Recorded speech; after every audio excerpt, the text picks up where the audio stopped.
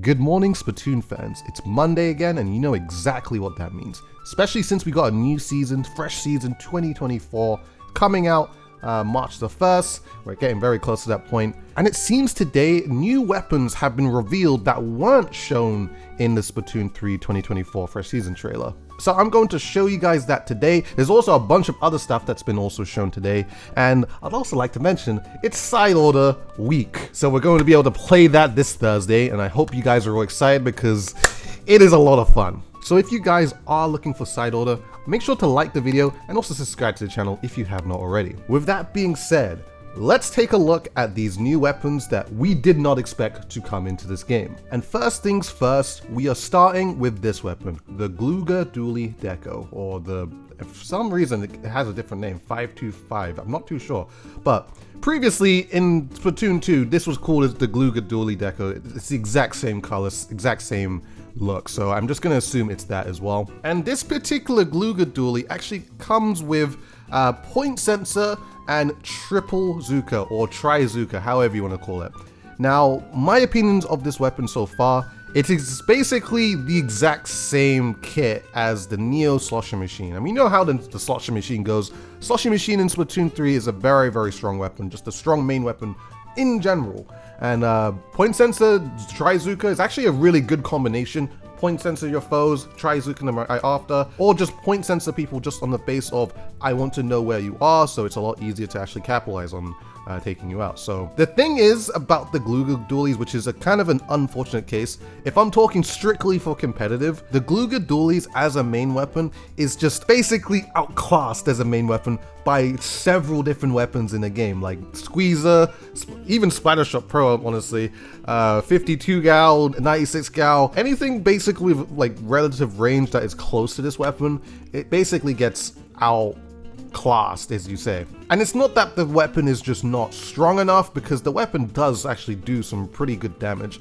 but I think it's just the fire rate and the amount of paint output, I guess fast paint output, really sets this weapon back. So if we look at the kit of this weapon, this kit is not bad at all. We've all used the Neo Slosher Machine, and that thing is great. The combination works with whatever it's trying to do. I also feel like people will hate on this kit just the fact that it has point sensor, and honestly, point sensor is extremely slept on if you ask me.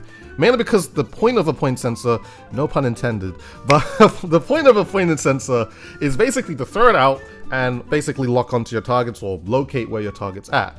And that information is so valuable because it alerts every single one of your teammates where that person is. Like, especially, I mean, in a solo queue environment, that's just extremely helpful. However, there is a big mind game to a point sensor where just by simply throwing it at people and just locating them, that completely changes that player's entire game. That player who is point censored is much less likely to actually start going in or initiate a push, because if they are point censored, then what's the point? Like, every single time they try to initiate, everybody on the team that can see them is going to be able to just capitalize on it really, really easily. So basically, it makes everything that you do really, really obvious, and I don't see why people don't see that enough. Like, okay, I understand it doesn't paint as a sub weapon, and paint is very, very helpful as well, but there definitely are different ways to actually see the game. So that's just what I think. I still definitely think this will be a very fun weapon to use, but competitively, people will probably still just use Slosher Machine Neo.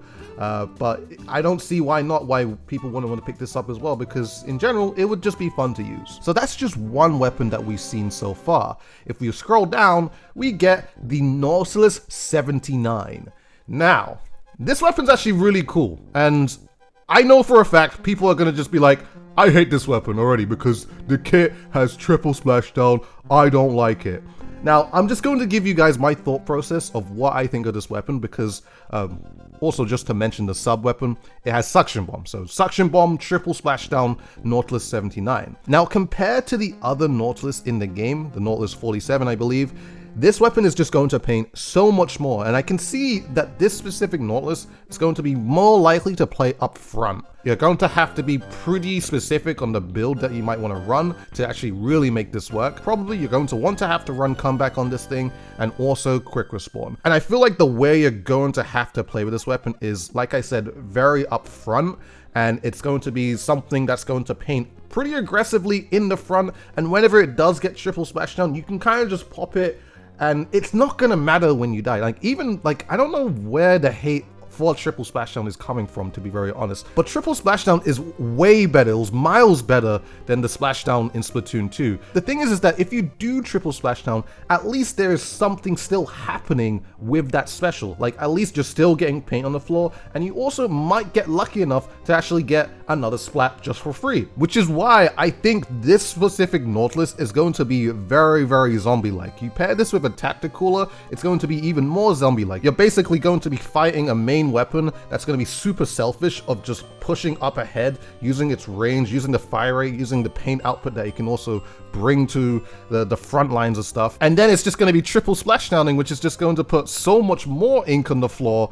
And even if it gets cancelled out of that triple splashdown, the two fists are going to come down, still putting some paint, still taking out an opponent in close proximity. And if that's paired with quick respawn or tacticooler or anything like that, then the Nautilus is just going to come back straight away. It might still have a bit of its special by being taken out of the sky, and then you can just do a splashdown jump just to put even more paint in the front line if you want to. So that's basically my outlook of how I feel like this Nautilus is going to play. Again, like with every single kit that comes into the game, and we've never seen it before, it's super hard to distinguish how that weapon is going to play. So it's always good to actually like give the weapon a try and see how it is, because we've all seen this before with previous weapons and we called them bad, this sucked and everything, and then one person in Japan starts playing it and then everybody switches up and they're like, oh wow, this is the best thing ever, you know. Like, that is competitively speaking, casually or just solo queue, like anything like that, it doesn't really matter because you can do whatever you want.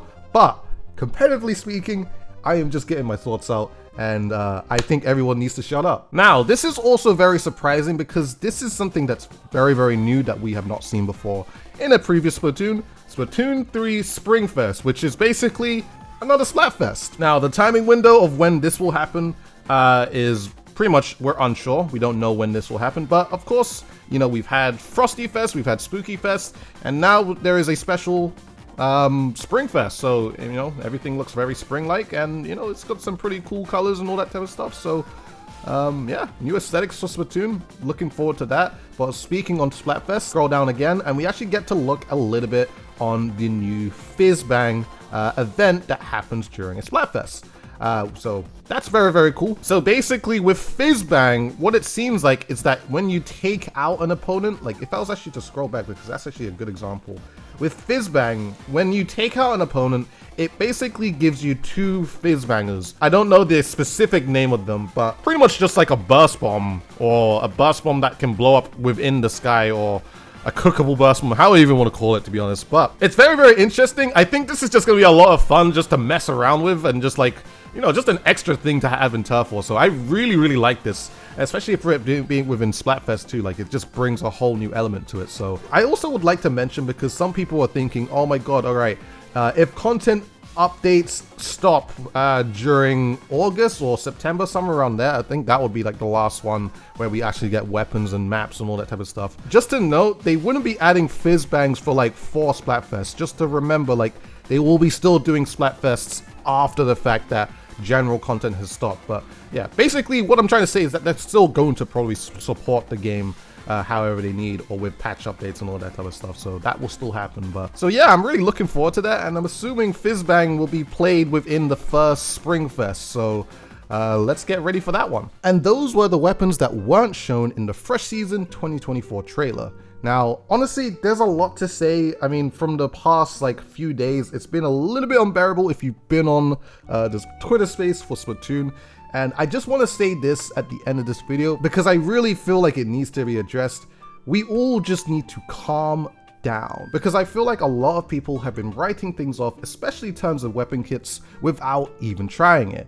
How could we know how good is something if we don't know or haven't tried it? Or in another case, I would like to say that just because a weapon kit does not come out in the style that you would like it to be played, does not automatically mean that it's going to be terrible or that it's going to be bad.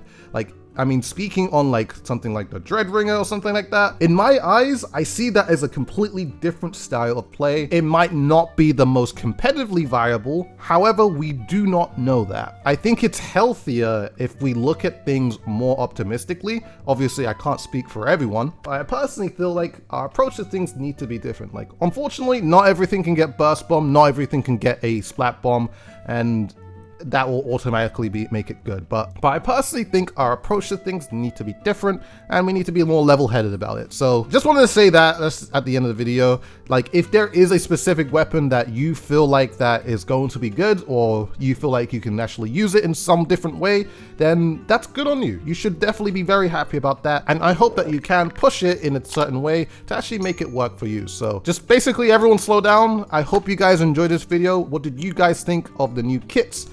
In the comment section below, let me know, and look forward to side order, because that's this Thursday. 3 more days. Is it 3 more days? Oh my god, yeah, it's 3 more days. Woo. All right, I hope you guys enjoyed this video. Make sure to like and subscribe, and I shall see you guys in a future one.